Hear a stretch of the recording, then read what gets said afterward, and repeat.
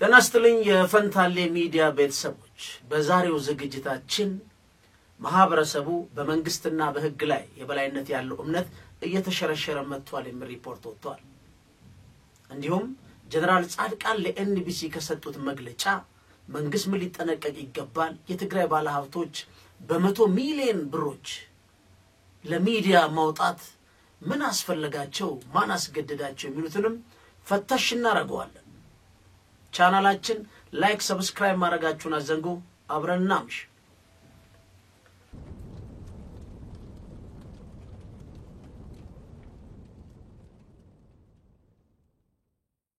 የኢትዮጵያ ሰብአዊ መብት ኮሚሽን በአቶ ብርሃኑ አዴሎ የሚመራው በጣም አደገኛ ሪፖርት አውጥቷል። ምናልባትም በጣም የሚያሳዝን ደጋግመን ተናግረናል።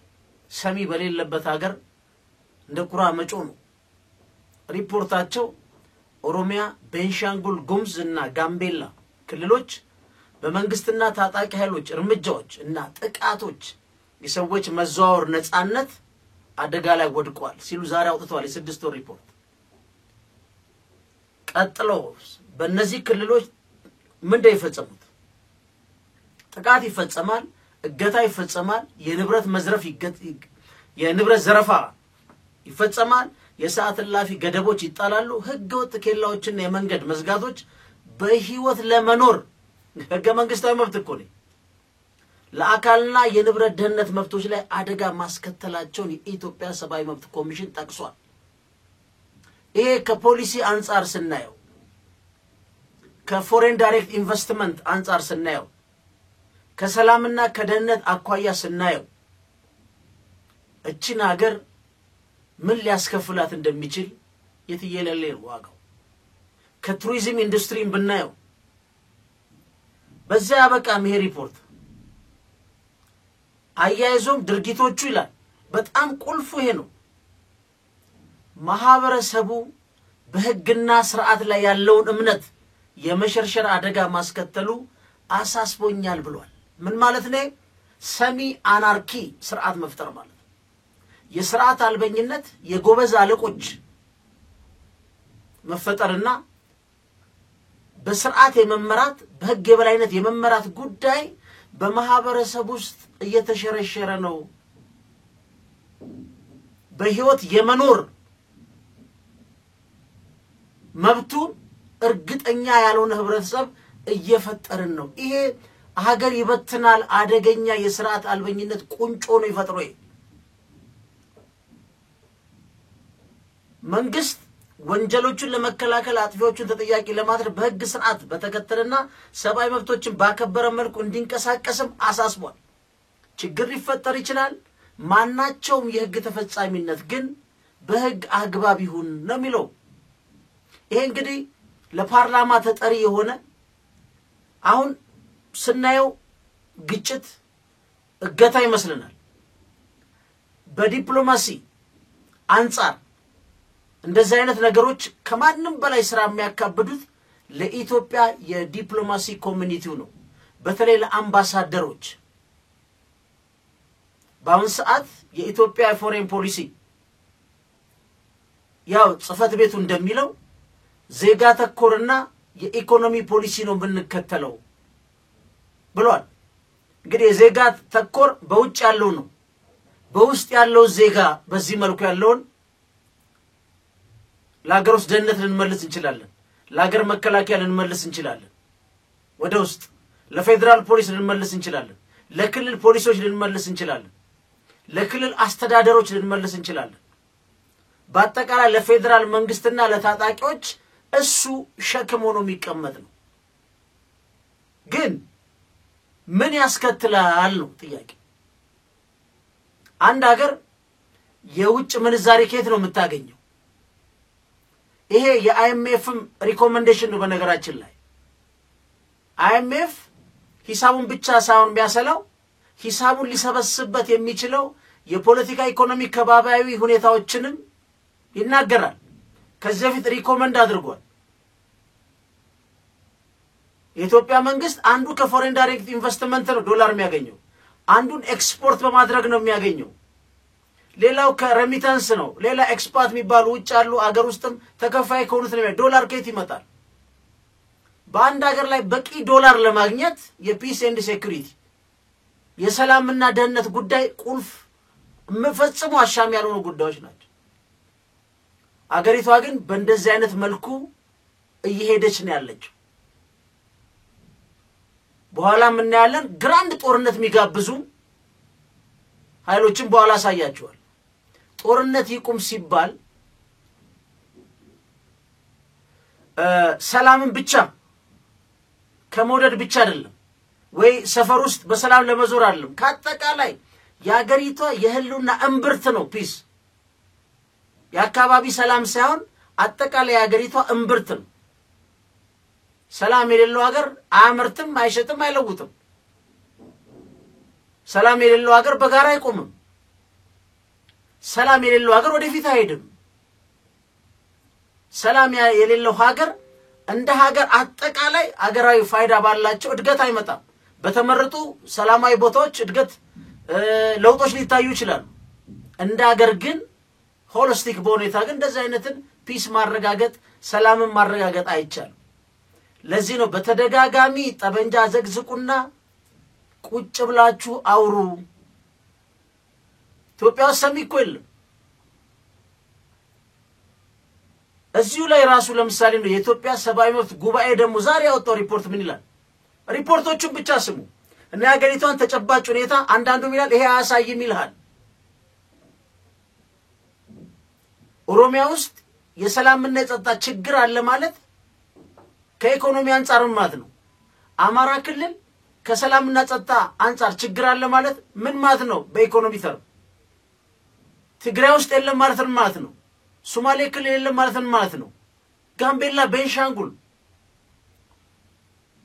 ለዚህ ነው እኛ ከምንም በላይ ሰላም የሚያስፈልገን ትክክለኛ ጊዜ ነው የዛሬ የኢትዮጵያ ሰብአዊ መብቶች ጉባኤ ምን ይላል በአማራ ክልል የመንግስት የጸጥታ ኃይሎችና ታጣቂ ቡድኖች የሰብአዊ መብቶችን ጥሰቶች እየፈጸሙ ይገኛሉ ሲል ሪፖርት አውጥቷል ታጣቂው መንግስትም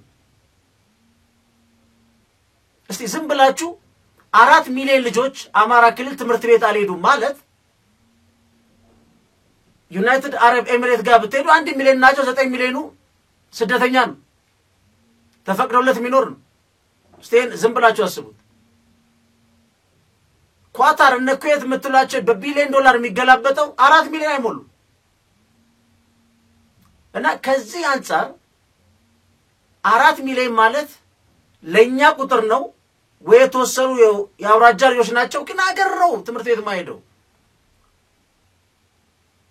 ትግራይ ውስጥ ለ3 አመት ከሌላው ከተቀረው ትውልድ ወደ ኋላ የቀሩ ዜጎች አሉ በተመሳሳይ እድሜ ያሉ ማለት ነው ለምሳሌ አንድ ጄነሬሽን የሚባለው 30 አመት ነው በ30 አመት ያሉ ልጆች 3 አመት ሳይማሩ ከጓደኞቻቸው ወደ ኋላ ቀርተው የ3 አመት ወርኪንግ ፎርስ በሉት የፈለገ ብላ በፈለገ ፓራሜትር ትግራይ 3 አመት ጋባል አማራ ክልል አሁን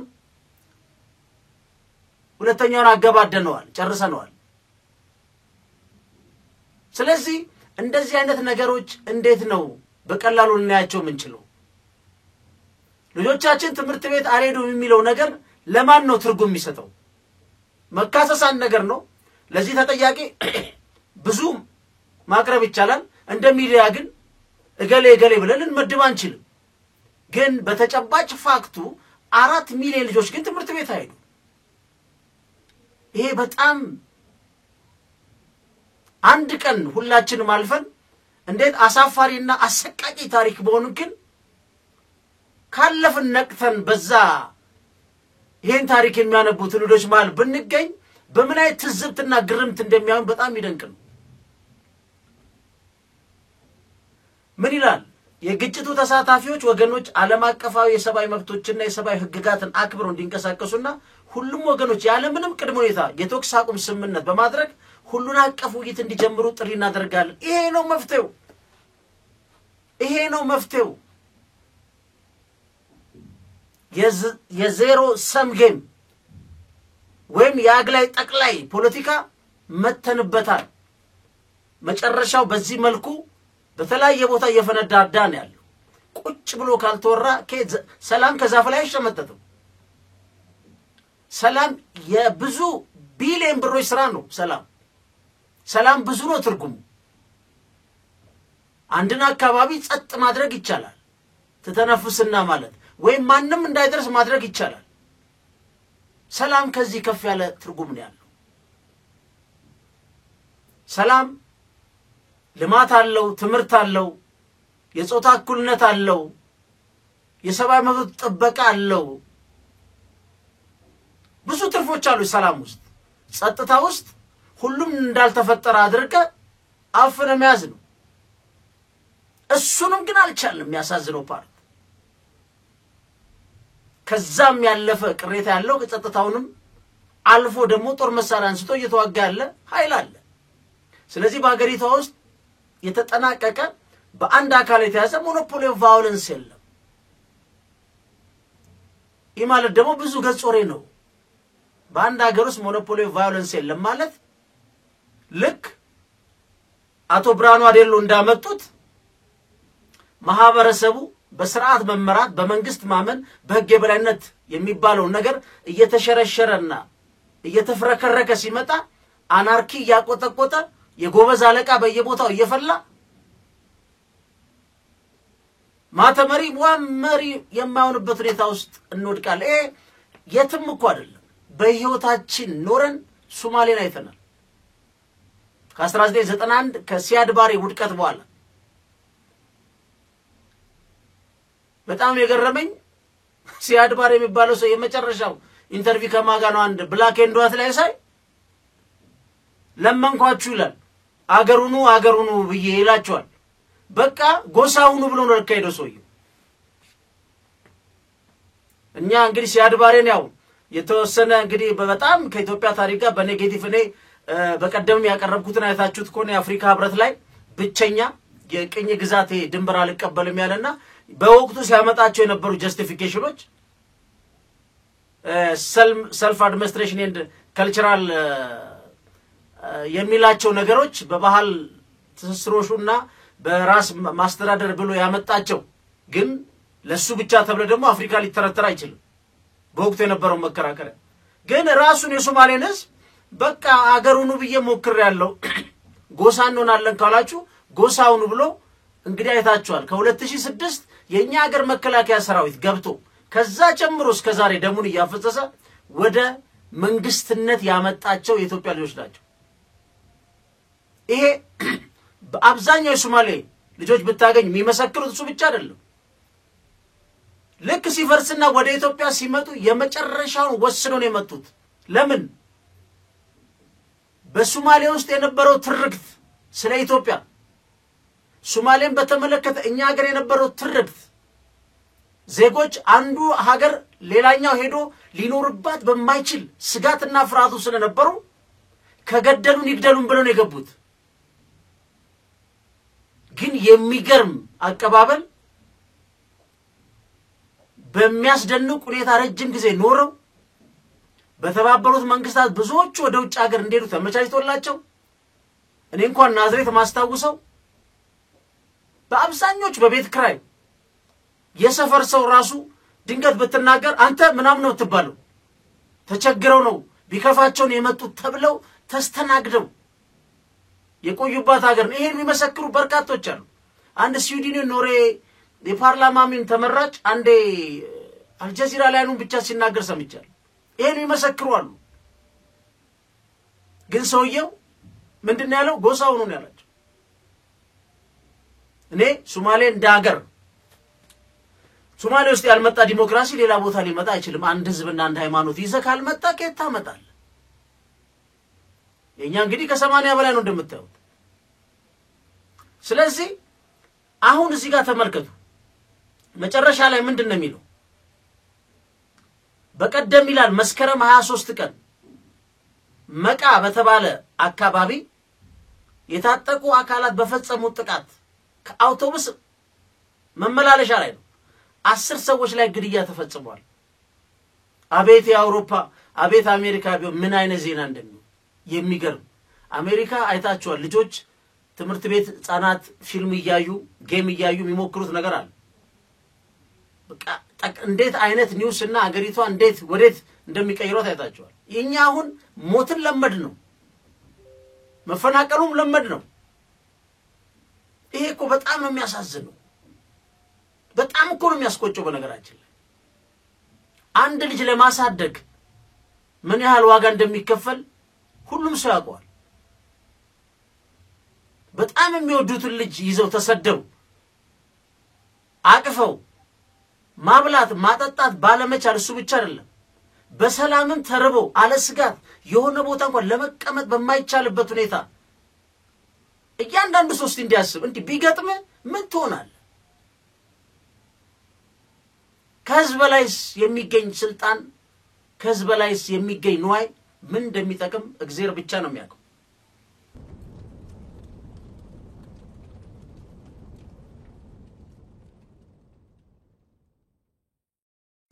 ሌላው በጣም የሚያንገበግብ ደግሞ ዜና አለ። ለረጅም ጊዜ በኦሮሚያና በሶማሊያ ክልል በጣም ጸጥ ያለ ሰላም ነበር። ከአብዲሌ ያለ ያኔ መፈናቀል በአብዛኛው ተፈጽሟል በተባለ ጊዜ እኔ ሄጄ ነበር፣ ለዘገባም ሄደን ነበርኝ። እኔ ቦታ በዛ በጣም ክፉ ነገር በተፈጸመበት ቦታ ሁሉ ሄጄ ዘግቤያለሁ።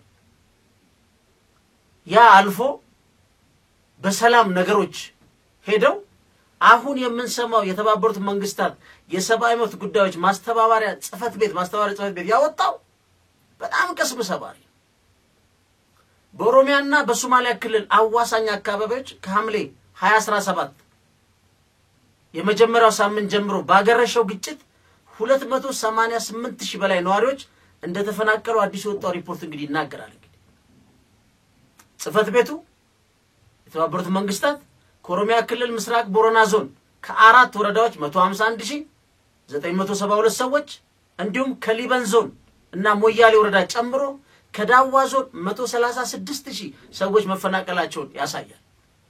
አብዛኞቹ ተፈናቃዮች የተጠለሉት በበረሃማ ቦታዎችና ጫካዎችም ሆኑ አስቡት፣ ግልጥ ያለ ተራራና በረሃና ጫካ ውስጥ ልጅን ይዘ ይሄን የምትሰማኝ አስበው፣ ልጅን ይዘ እልም ያለ በረሃና ጫካ ውስጥ ተቀምጠ ማለት እንደዚህ አይነት ፔኖች ሼር ማድረግ ለሰላም መስራት የግድ ነው ብለን ደጋግመን ተናግረን የሁለቱ ክልሎች ባለስልጣናት 81 ኢመደበኛ መጠለያዎችን መለየታቸውና ሴቶች፣ ህፃናት፣ አረጋውያን፣ አካለ ጉዳተኞች በመጠለያ እጥረትና በቂ ባልሆነ ጥበቃ ለከፍተኛ ችግር መጋለጣቸውን የጽፈት ቤት ሪፖርቱ አመልክቷል። በዚሁ ግጭት ዙሪያ ነዋሪዎች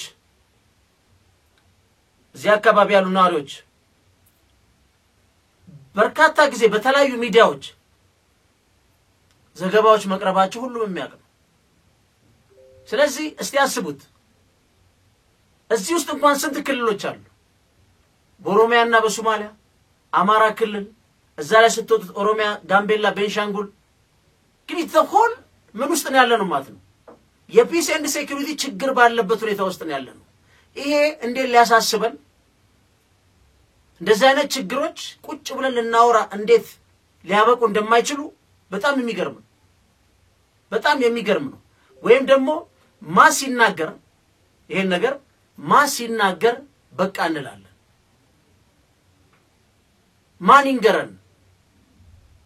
ሁሉም ስልክ ይቀበላል፣ እንግዲህ ሁሉም ወገን አለው ይደውላል። ስለዚህ በጣም እንደ ዜጋ የሚያሸማቅቅ ግን ከፍተኛ ስራ የሚፈልግ በተለይ በመንግስትና በታጣቂዎች የትም ቦታ ያለ ጠበንጃውን አስቀምጣችሁ ወደ ጠረጴዛ መጥቶ የሚደረግ ድርድር እስካልፈታው ድረስ አሸናፊ የሌለው ጨዋታ ነው የሚሆነው። የሚያሳዝነው ዋር ኢኮኖሚ ውስጥ የሚገባ ሀገሩ ብቻ አይደለም በኋላ ህዝቡም ራሱ ይበተናል። ምክንያቱም ጦርነቱ ሰው ብቻ አይደለም፣ የሀገሪቷን ኢኮኖሚ ይጨርሳል። ጦርነት ላይ ላለ ሀገር ደግሞ ብድር ይዞ ይመጣ የለም። እንደውም እኛ የብድር እንትናችን ሳቹሬት አድርጓል። ከጂዲፒያችን አንፃር ልንበደርበት በማንችል ሁኔታ ውስጥ ከ60 ቢሊዮን የአሜሪካ ዶላር በላይ አልፏል። ይሄ ግን ዝም ብለህ ለመንግስት የምትሰጠው ብቻ አይደለም፣ ወይ ለህዝብ የምትሰጠው ብቻ አይደለም፣ ወይ ለታጣቂ ወይ ለራሱ ለሀገር መከላከያ የምትሰጠው አይደለም። ይሄ ሁሉም ሰው ተናቦ የሚያስቆመው አደገኛ ችግር ነው። አስቡት፣ በዚህ መሃል ያለ የገበያ ሰፕላይ ቼን እንዴት እንደሚቆራረጥ አስቡት። በሻንጉል እርግጠኛ ነኝ የሆኑ አመታት ናቸው ወደዛ ደፍሮ መሄድ የለም፣ በአብዛኛው በአውሮፕላን ነው። ስለዚህ አስቡት፣ ይሄ ዝም ብላችሁት ቢያንስ ኦሮሚያና አማራ ክልል ባለው የኢኮኖሚ ጠቀሜታና ካለው የማርኬት ሰፕላይ ቼን አንፃር እንኳን ብታዩት ስንት ቦታ ነው የተቆራረጠው። ትግራይ ውስጥ እና አልመዳ በብዙ ሚሊዮን ዶላር ኤክስፖርት የሚያደርጉት ወደ አሽ ወደ አምር ተቀይረው እንዳለ ክልሉም ወደ አምር ተቀይሮ ከኢኮኖሚ ዞን ውጪ ሆኗል። አማራ ክልል ወደዛ እየተንቀሳቀሰ ነው። ኦሮሚያ ተወሰኑ ኤሪያዎች ወደዛ እየተገባ ነው። ምንድነው ነው ይሄ? ሊያሳዝነን ሊቆጨን ካልገባና በተለይ በመንግስትና በታጣቂዎች መካከል ፈጣን የሆነ ጉዳይ ካልመጣ እጅግ ከባድ የሆነ ሁኔታ ሊገጥመን እንደሚችል ይጠበቃል።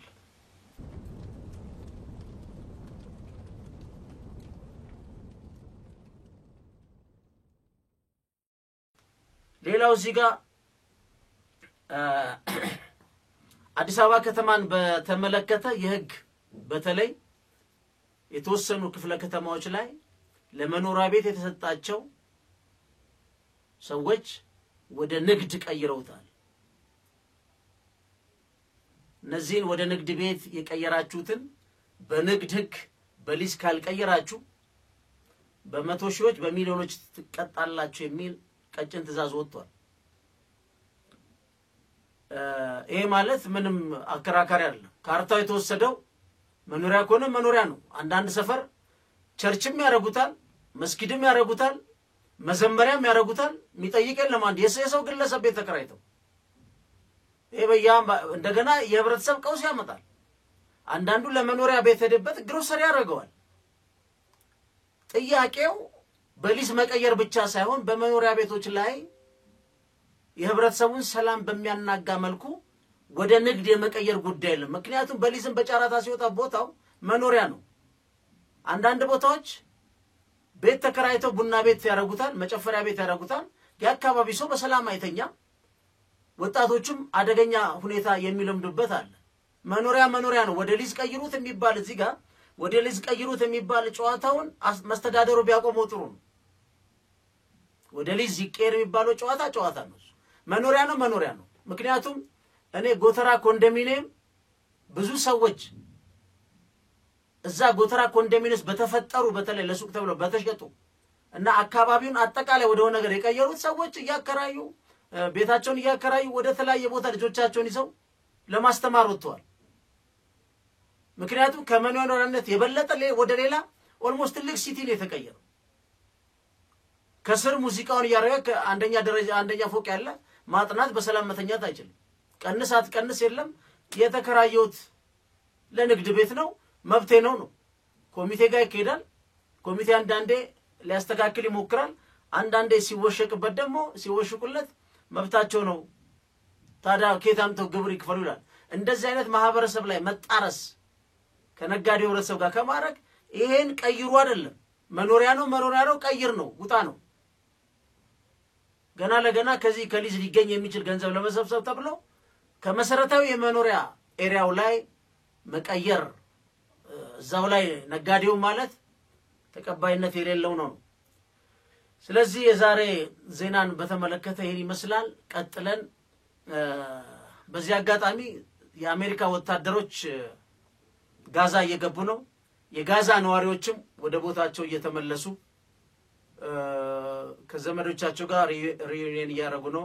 እስራኤልም 60 የሚሆኑ ታሳሪዎች ለቃለች። ይቀራሉ። ሰኞ ደግሞ ነገ ሰኞ ነው። የእስራኤል ታጋቾች ደግሞ ቴል አቪቭ ይደርሳሉ ተብሎ ይተበቃል የተወሰነ የሰላም የሚመስል ነገር አለው እሱም በተመለከተ አሁን የጂኦፖለቲክስን በተመለከተ አሁን ምን ጀምሮ ፕሮግራም አለ 10 ደቂቃ 12 ደቂቃ ያረጋን ቀን በቀን እንለቃለን በዚህ አጋጣሚ ብታዳምጡልን እንጋብዛለን ማለት ቻናላችን ላይክ ሰብስክራይብ ማድረጋችሁን አዘንጉ አሁን ቀጥታ ወደ ጀነራል ጻድቃን ቃለ ምልልስ እንሄድና ምን እንማራለን መንግስት በርግጥ የበቀል ማሽን ነው ወይስ በጥንቃቄ ሊጓዝ ይገባል የትግራይ ባለሀብቶችስ እስከመቼ በዚህ መልኩ ይጨናነቃሉ አብራችሁ ነው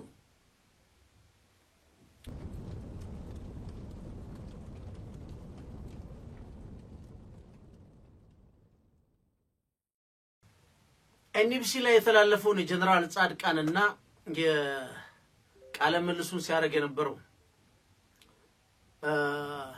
ብሩክ አይቼዋለሁ በደንብ በጣም አስገርሞኝ ከዛ በፊት ግን አንድ የተበተነ መረጃ ነበርና የተወሰኑ ሰዎች ራሴ ባጣራውት መንገድ የታዘብኩት ነገር ምንድነው በመቶ ሚሊዮኖች አካባቢ የሚገመት ገንዘብ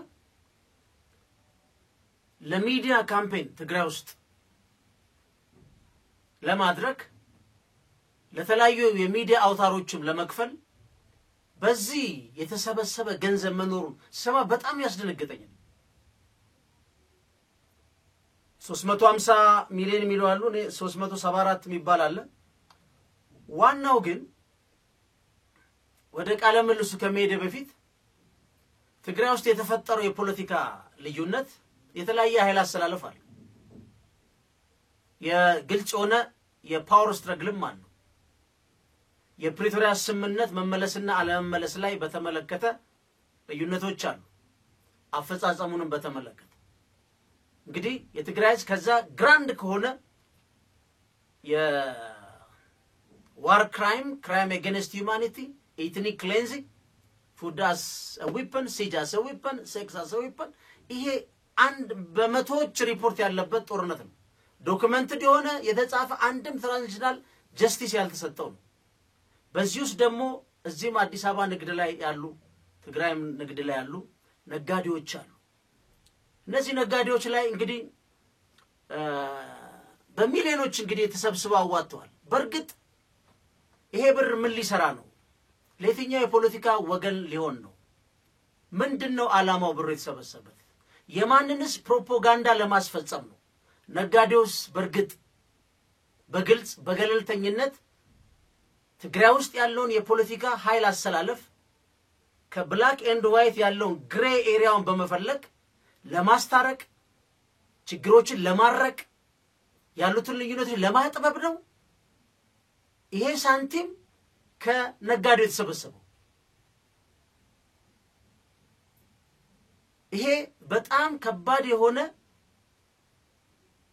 ጉዳይ ነው ምክንያቱም ነጋዴዎች ቢያዋጡም ባያዋጡም ምን ይደርስብናል አይደርስብንም ብለው እንደሚቀምሩ እርግጠኛ ነኝ የተወሰነ ነጋዴ በተለያየ ኃይል አሰላለፍ ኖር ይችላል ኒውትራል ሆኖ ደግሞ ነግዶ በአገሪቷ ህግ አግባብ ብቻ በተለይ መንግስት የሚገባውን ክፍያ ፈጽሞ ማለትም ገቢዎችን በተመለከተ መኖር የሚፈልግ ከፖለቲካ ውጭም ያላል ያዋጡት የተባለው ነምበርና ስለዚህ ይሄን ገንዘብ ማን ነው የሚሰበስበው የት ነው የተሰበሰበው ማን አካውንት ውስጥ ነው የገባው ይሄ ከነጋዴው ህብረተሰብ ከተሰበሰበ ግልጽ በሆነ ሁኔታ መቀመጥ አለበት በዚህ ጉዳይ የተለያዩ ስቴክ ሆልደሮች ማብራሪያ መጠየቅ መቻል አለባቸው ከሁሉ በላይ ይሄ ነጋዴዎች ብር ትግራይ ውስጥ ቢውል ስንት ሞዴስ የሌላቸው መብላት ያልቻሉ ትምርት ቤት ያልተሟላላቸው ከዛ ግራንድ የሆነ ጦርነት የተረፉ ምስኪን በርካታ በሚሊዮን የሚቆጠሩ የትግራይ ማህበረሰብ አለ ይሄ ነጋዴ አዋቶ መርዳት ካለበት እነዚህ ነው። ከዛ ውጭ ያለውን የፖለቲካ ኃይል አዳራሽ ላይ ጠርተህ አዋጣ አታዋጣ ብሎ ተናንቆ ማዋጣት ይሄ በየትኛውም መልኩ በየትኛውም የኢትዮጵያ ሕግ አይፈቀድም። ከሁሉ በላይ ከህብረተሰቡ ከየትም ነጋዴ ሰብሰብ ትግራይ ውስጥ የሚገባው ወይም ይሄን ገንዘብ የሚሰበስበው አካል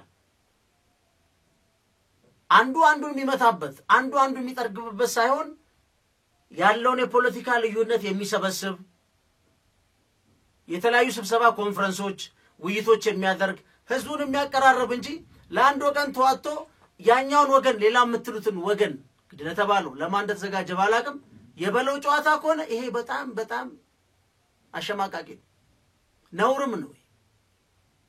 ምክንያቱም ሚዲያውም የፖለቲካው ትግሉ ህብረተሰቡን አምኖ ህብረተሰቡ ላይ በሚሸጠው አጀንዳ መወዳደር ነው እንጂ የሚገባው ምርጫ አይደለም። አንድ ምርጫ ደርሶ ቢሆን በተወሰነ ደረጃ ፖለቲካ ፓርቲዎች ይጠይቃሉ። ሸራተን ትልልቅ ነገር ይደረጋል። አሁን ነጋዴው ብር አውጣ ራሱ ተብሎ የሚጠየቀው ነጋዴውስ የሚያወጣው ብር ማንን ለመደገፍ ማንን ለመቃወም ነው? የፖለቲካ ኃይል አሰላለፍ በዚህ ይፈጠራል ወይ ነው? የትግራይ ያለፈችባት መከራና ደረጃ ከፖለቲካ ኃይሎች ልዩነት በላይ ነጋዴው ሊደርስለት ሊያግዘው የሚገባ ህብረተሰብ የለም ወይ? ይሄ ሁሉ ነገር ያልፋል። ይሄ ግን በግልጽ የተሰበሰበው ገንዘብ ለምን እንደተሰበሰበ በግልጽ ማብራሪያ ያስፈልጋል። የት እንደዋለ ለምን እንደሚውል ማለት ነው።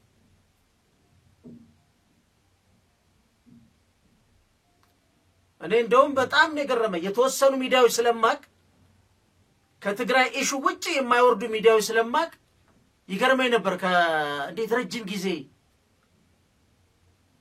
ቢያንስ ከጠፋ ትግራይ ውስጥ ትልቅ ነው ኮሌራ ተስቦ ምናምን ተፈጽሟል ዛሬ ብሎ ሰርቶ ያልፉታል።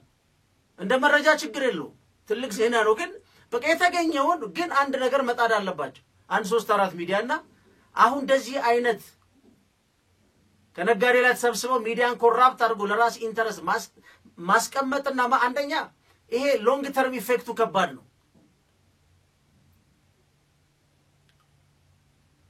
የኢትዮጵያ እግር ኳስ ፌዴሬሽን ማስታውሰው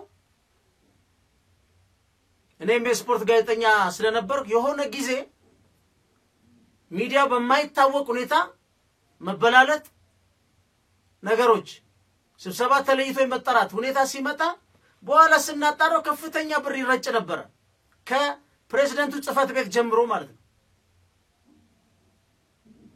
በተለይ በክለቦች ህብረት ጊዜም ከዛም በፊት ከዛ በኋላ ነው በጣም ሃይሊ ኮራፕትድ የሆነ ሚዲያ የተፈጠረው ስፖርት ላይ።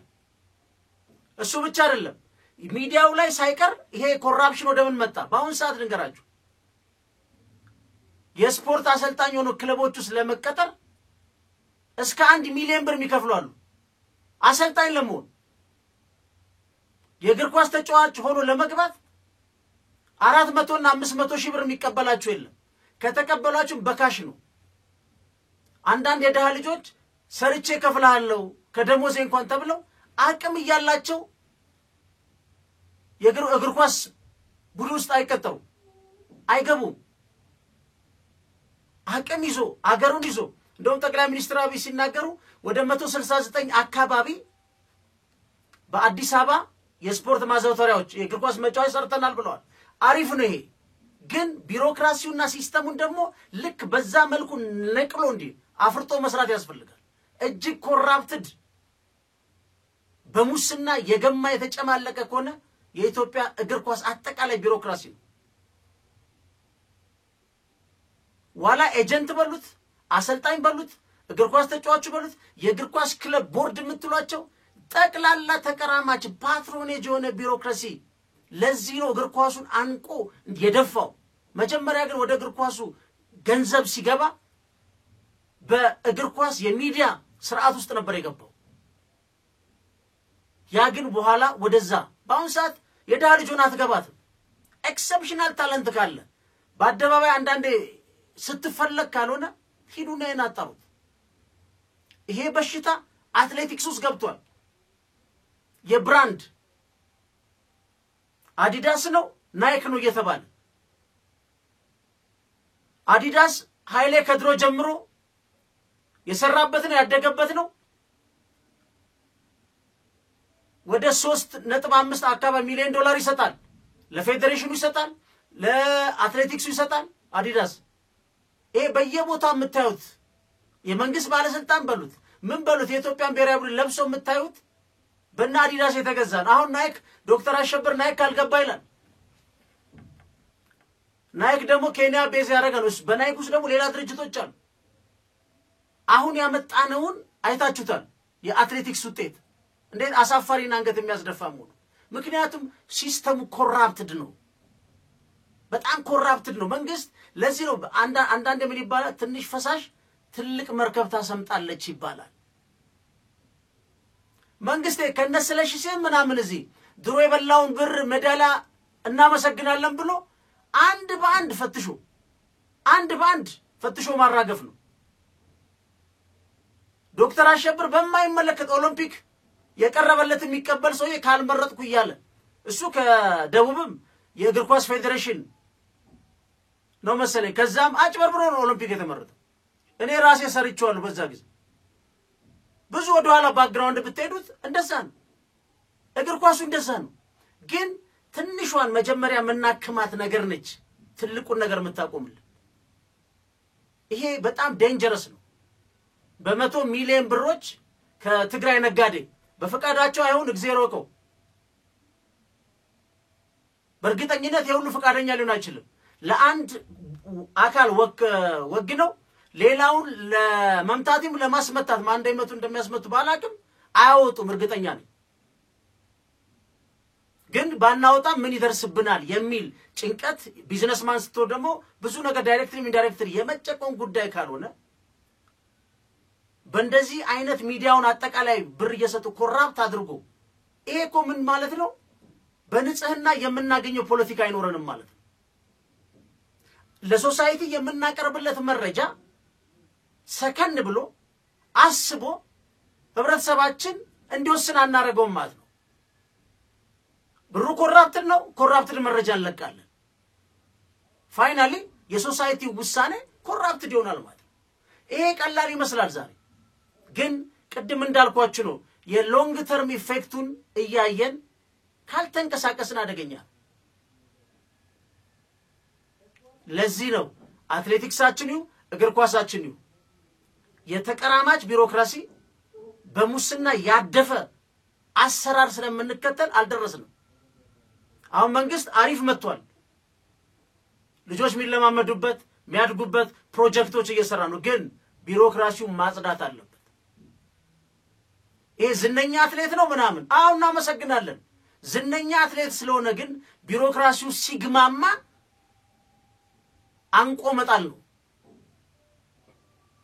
በስመ የቀደም አሸናፊነት የሚታለፍ በተለይ ይሄ ያሁኑ አትሌቲክስ ውጤት ምልክት ነው። በነገራችን ላይ ጠቅላይ ሚኒስትሩ ሲሪየስሊ ወስደው ሊሰሩበት የሚገባ ጉዳይ ነው።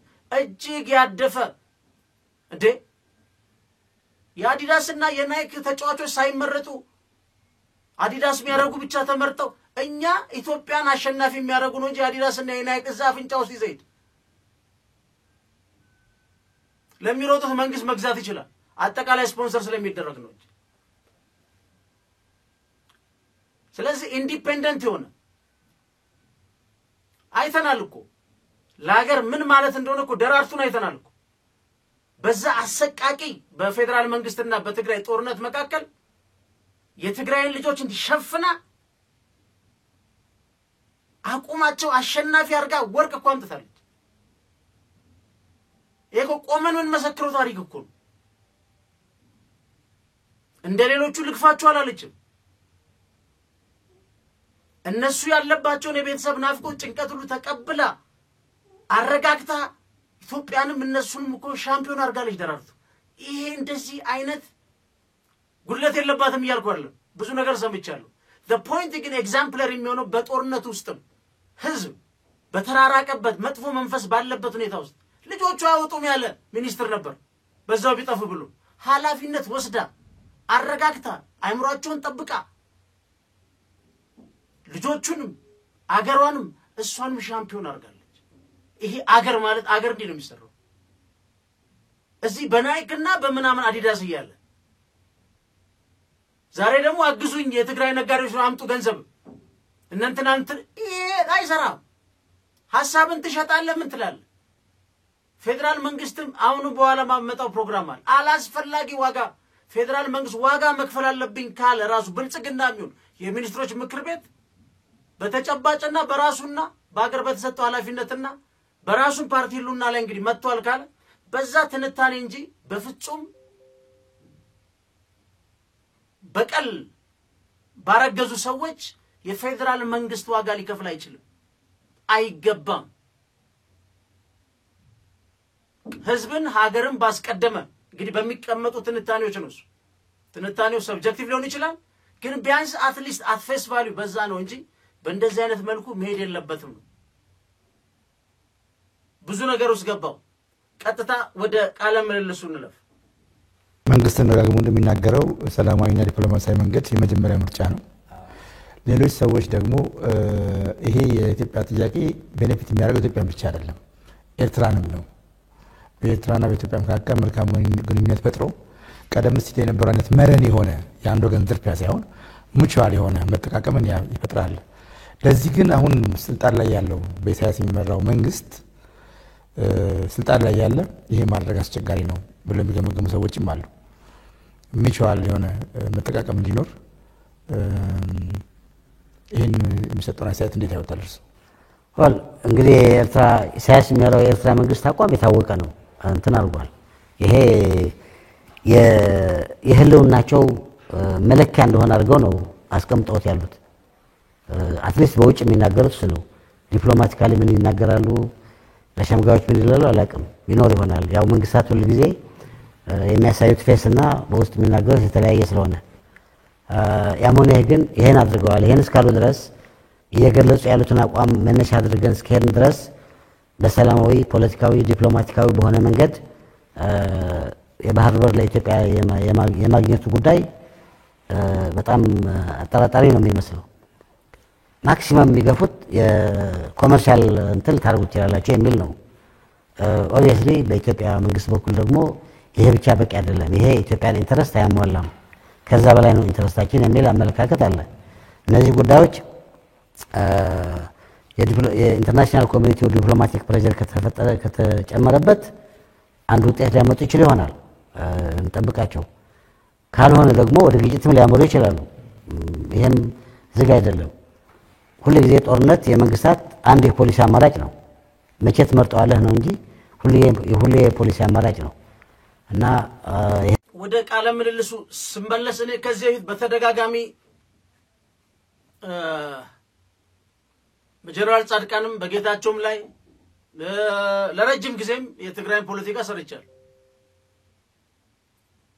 እዛም ቲፒኤልኤፍ በሚባለውም ላይ ውስጥ ባለው ከፌደራል መንግስት ጋር ጦርነቱ ላይ ብዙ ዘግበናል አሁን የጀነራል ጻድቃን ኢንተርቪው ሰምቼ መንግስት መጠንቀቅ አለበት ምለው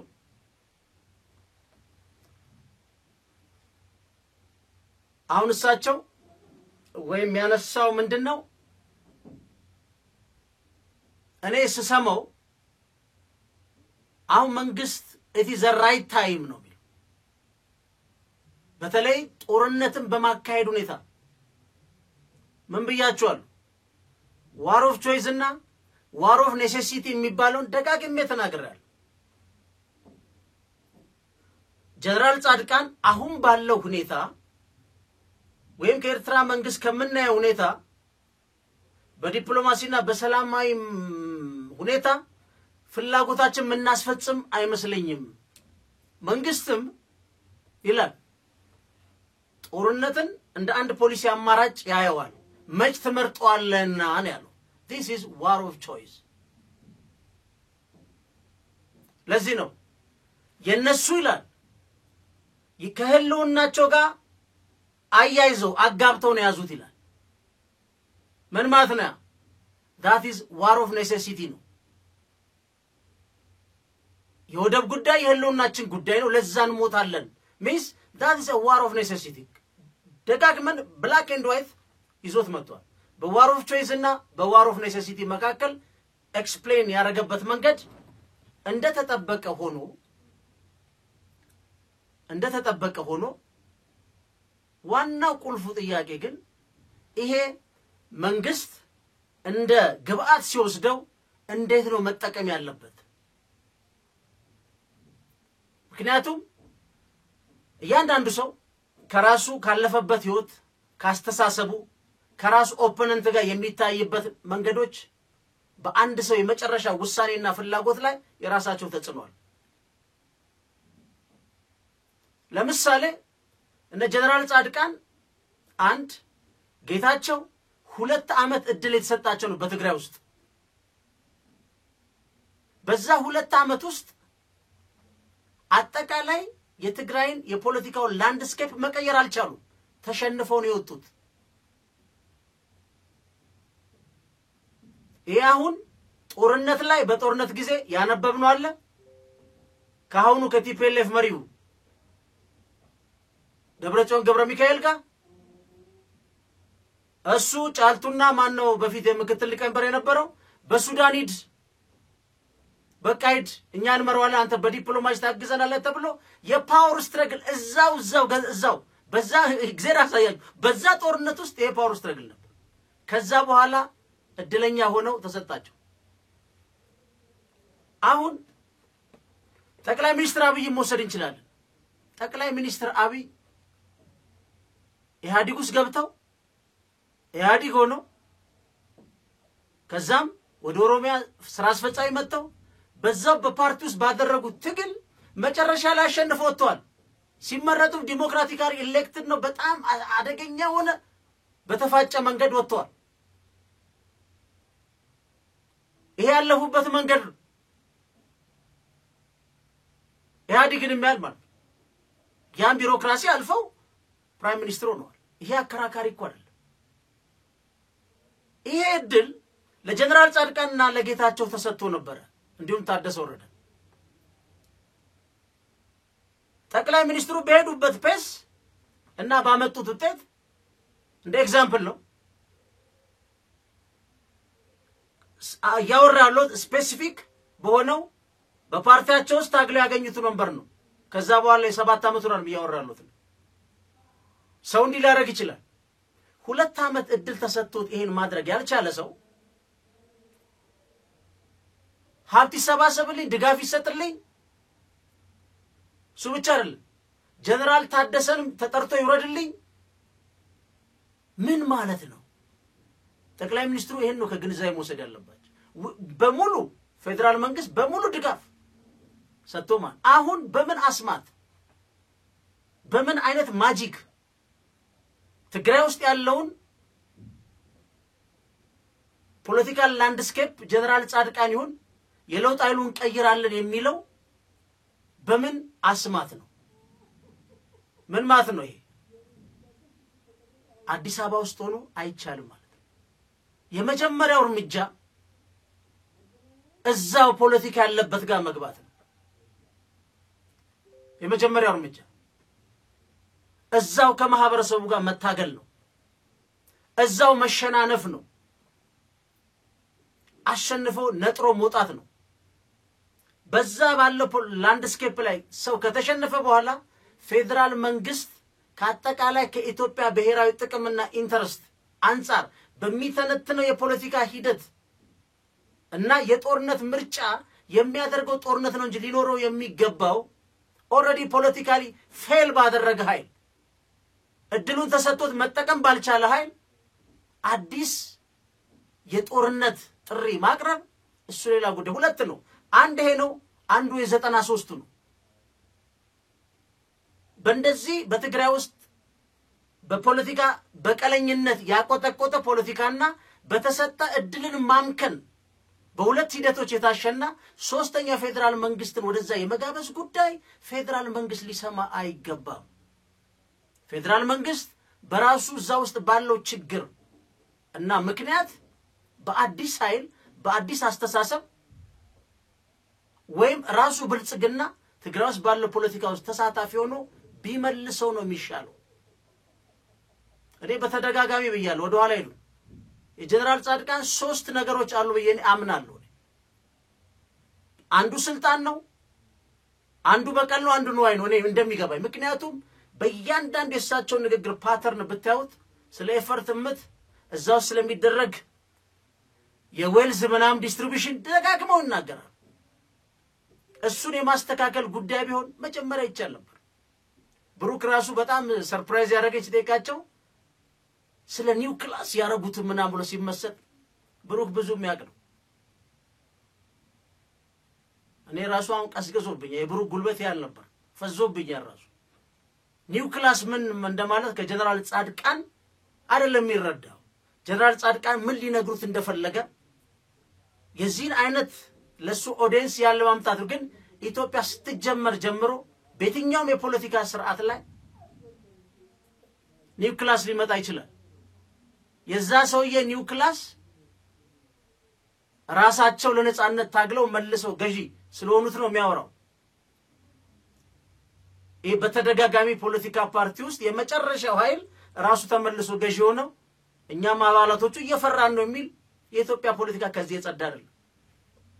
ብሩክ እንደ አዲስ ግኝት ነው የሚጠይቀው። አይ ኖ ኢንቴንሽኑ ምን እንደሆነ ብሩክ ለረጅም ዓመት ስለማቆም ማለት ነው። እሱ ጋር መቼ ብዙ ቃለ ምልልስ ሰርተናል። ትንሽ ኢነርጂው እንትኑ አላቅም የብሩክ ኢነርጂ አይደለም። ግን ይሄን ደጋግመው የሚሉት ግልጽ ነው። አሁን ባለው ተጨባጭ ሁኔታ ውስጥ ይሄ ሊፈጠር የሚችለው ሊስተካከል የሚችለው የፕሪቶሪያው ስምምነት ተፈጽሞ የትግራይ ህዝብ በሚሰጠው ድምጽ የሚወሰን እንጂ ኢምፖዝ በማድረግ ወይ በሶስተኛ ወገን የኃይል እርምጃዎች ሚስተካከል አይደለም። ስተትም ቢሆን በምርጫ ቦርድ በሚመራ ዲሞክራቲክ በሆነ ሂደት ላይ የሚከሰት ወይ የሚፈጸም ነው። አሁን ቁልፉ ጉዳይ ትግራይ ውስጥ ያለው በፌደራል መንግስትና በቲፒኤልኤፍ መካከል አንዱ ልዩነት እኔ አሁን ይጥበብ የምለው ሌስ የሆነ ኮስት የሚያስከፍለን ማድረግ እንችላለን። ቲፒኤልኤፍ የትግራይ የሚያባረከውን ይባረራል። ችግሩ ያለው ቲፒኤልኤፍ ትልቅ መዋቅር አለው፣ የፖለቲካ ኃይል አለው። በቲፒኤልኤፍ አሳሰብ ያምኑ ወታደራዊ ኃይሎች አሉ ማለት በፈጸመው ጠቅላላ ጉባኤ ነው ማለት ነው። አመለካከት ሌላ ጉዳይ ነው። ሊደግፉ የማውቀው ነገር የለም። በተከደበት ሂደት ይሄን ኢግኖር ተደርጎ ወይ ይሄ ተደብድቦ እንዳልነበር ተደርጎ እኛ እንቀመጥ የሚባል የፌደራል መንግስትን አላስፈላጊ ዋጋ የማስከፈል የልመና ፖለቲካ መቆም መቻል አለበት። ፌደራል መንግስትም ጠቅላይ ሚኒስትር አብይ ሚስካልኩሌሽንስ መግባት የለባቸው። የጠቅላይ ሚኒስትሩና የሚኒስትሮች ምክር ቤት ማናቸውም እርምጃ የሚሆነው በአገሪቷ ብሔራዊ ጥቅም ላይ የተሻለው የቱ ነው ብሎ አምነውና ራሳቸውም እንደ ገዢ ፓርቲ የህሉና አደጋ አለብን ካሉ በዛ ትንታኔ ነው እንጂ ከዛ ውጪ ባሉ ወይም ምናልባት የፌደራል መንግስት አጋዥ ሊኮን ይችላል። ግን ብዙ ማገዝ የሚችሉ አማራጮች ኒው ፌስ በተለይ አሁን ገብሩ አስራትን ሰማው የኢትዮጵያ መንግስት አሁን እርምጃ ቢወስድ ህጋዊ ነው የሚል ሸገር ላይ ነው ብቻ ቀደም ሰምቻለሁ። ስለ እርምጃ ስለ መምታት ስለ ማውረድ ነው የሚያወሩት። ይሄ የመጨረሻ አማራጭ ነው። እንደ ፈንታሌ ሚዲያ በትግራይ ውስጥ ያለው ኃይልና ፌደራል መንግስት ሊዋዩበት የሚችሉት መንገድኛ ጠቧል ብለን አናምንም። ከሌለ እንኳን ትግራይ ውስጥ ያለውን ፖለቲካ ለትግራይ ሰጥቶ ትግራይ ውስጥ ነጥሮ በወጣ ኃይል እንጂ ፌደራል መንግስት ተሸክሞ የሚወስደው ኃይል ሆኖ አይቀጥልም። የጊዜ ጉዳይ ነው። በፌደራል መንግስትና በትግራይ ኃይሎች መካከል ያለውን አይተናል። ፌደራል መንግስት የትግራይ ውስጥ ያለውን ቲፒኤልኤፍ ራሱ ንግግር ውስጥ ገብተው ነገሮችን በሰጥቶ መቀበል ጨርሰው ከኛ ዘላለማዊ የኛን መናጋት ከሚለኩስብን ከሻዕቢያ አገዛዝ ያን ቅርፊት ነው መጫወት። የአሰብን ጉዳይ እሳቸው እንደ ዋር ኦፍ ቾይስ ሚሊተሪ አምጥተዋል። እሱም ገና ነው አላለቀም። ኢንተርናሽናል ኮሚኒቲው በአጀንዳ ይዞ አልተወያየበትም። ሁለቱን ኃይሎች ጠርቶ አልመከረበትም። የሴኩሪቲ ካውንስል ኢሹ አልሆነም። የአፍሪካ ህብረት ሊያናግር ይችላል። ሌላ ጎረቤት ሀገሮች የአረብ ሀገሮችን ዳይሬክትሊ ኢንዳይሬክትሊ ኢንፍሉዌንስ በማድረግ እንዲወያዩ መድረክ ፈጥረን በኢትዮጵያ መንግስትና በኤርትራ መካከል ያን ሁሉ መንገድ አልጨረስንም ገና። እነዚህን ሁሉ እናሟጣቸው። ኢትዮጵያ ውስጥ ደግሞ በቂ ቀውስ አለ። አዲስ የጦር ግንባር እንዲጀመር ትግራይ ውስጥ ያለው ኃይል እንዲመታ እዛ ደግሞ ሻዕቢያ አለ እየተባለ ፌደራል መንግስት በነገራችን ለዚህ ሁሉ ሊበቃ አይችልም። ሪሶርሱ ሊሚትድ ነው፣ አመራሩም ሊሚትድ ነው። the only thing ባለው ሪሶርስ መሰረት በሰጥቶ መቀበል ሰላማዊ ወደ ነበርንበት ቢያንስ በአንጻራዊት የምንመለስበትን የመጨረሻውን አማራጭ መጠቀም ነው። ይሄ ግን ለፌደራል መንግስት ብቻ የሚተው አይደለም። መሳሪያ የሚያነሳው ታጣቂ ኃይል የትም ሀገር ጦርነት ጠረጴዛ ላይ ነው ያለው፣ በድርድር ነው የሚታለቀው እንጂ መንግስት ላይ የተቀመጠ ኃይል ማንም ጦር መሳሪያ ያነሳ ከመጣ እስከሚችለው ድረስ መንግስትም እኮ ይዋጋል። ይሄ ተፈጥሯዊ ሂደት ነው። ግን በመነጋገርና በመግባባት ብዙ ነገር ግን እናተርፋለን። ትልቁ ነጥቤ ነው። በአማራም ክልል ነው በትግራይ ክልልም ያለው ህዝቤን አምናለሁ የሚልም ወደ ክልሉ ገብቶ መታገል ነው። አዲስ አበባ ከዛሬ ወር በፊት በአመጽ በመጥራት ሀራ መሬት ያሉትን በመደገፍ እንበትነዋለን ያለ ጀነራል ጻድቃን ዛሬ ደግሞ የለውጥ ፈላጊዎች ተብሎ እኔ መንግስት በተሳሳተ ጠቅላይ ሚኒስትር አብይም ለዚህ የሚሰንፉ አይመስልኝም።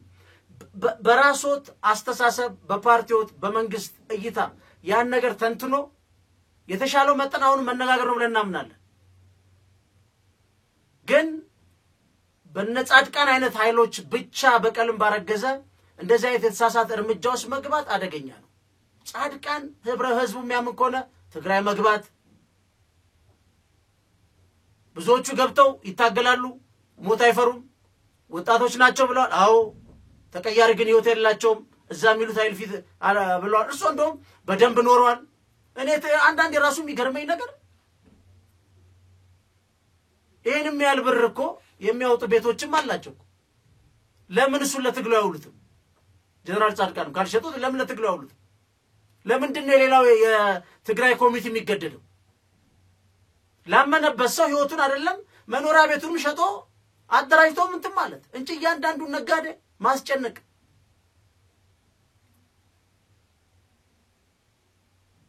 ይሄ በጣም አደገኛ ነው።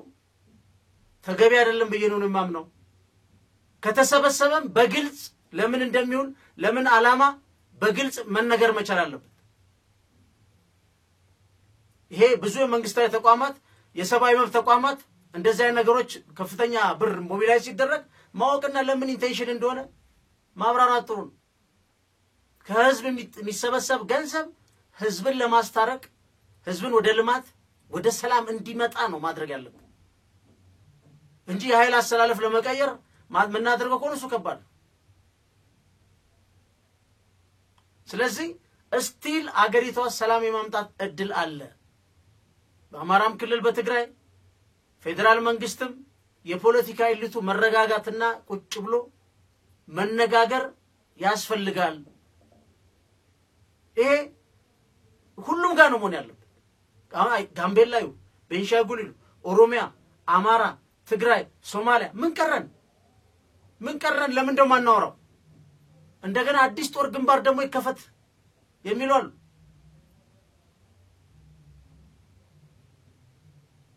ስለዚህ የዋር ኦፍ ቾይስ እና የዋር ኦፍ ኔሴሲቲ ጉዳይ ላይ በሚገጥም ጊዜ በጣም ከባድ ኮስት ነው የሚሆን። ከዛ በፊት ግን አማራጮችን ማየት ጥሩ ነው። ፌደራል መንግስትንም እንደ ፌደራል መንግስት ማክበር ቦታ መስጠት መነጋገርም ጥሩ ነው። መሰልጠን ነው እዚህ ከተደራረሱ በኋላ ማውራት መነጋገር ፈራጅ ህዝብም የሚያግዝ ህዝብም ሞልቷል። ስለዚህ ለማንኛውም ፌደራል መንግስት በተሰጠው ኃላፊነትና ደረጃ ነው መንቀሳቀስ ያለበት ነው የኛ ዋናው ጥያቄ። ጠቅላይ ሚኒስትሩም የሚያምኑት የመጨረሻ ዓመት አሁን ሚዲያ ጫና እየተደረገ ያያየን ነው ወደ ጠቅላይ ሚኒስትሩ ላይ አደገኛ ግፊት። ግን ጊዜ መስጠት መነጋገር በሚኒስትሮች ምክር ቤት መምከርና የሰከነ ነገር በተለይ ሰላምና ሰላም የሆነ መጨረሻ አማራጭ መከተል በጣም ጥሩ ነው ብለን እናምናለን። ፈንታሌዎች ነን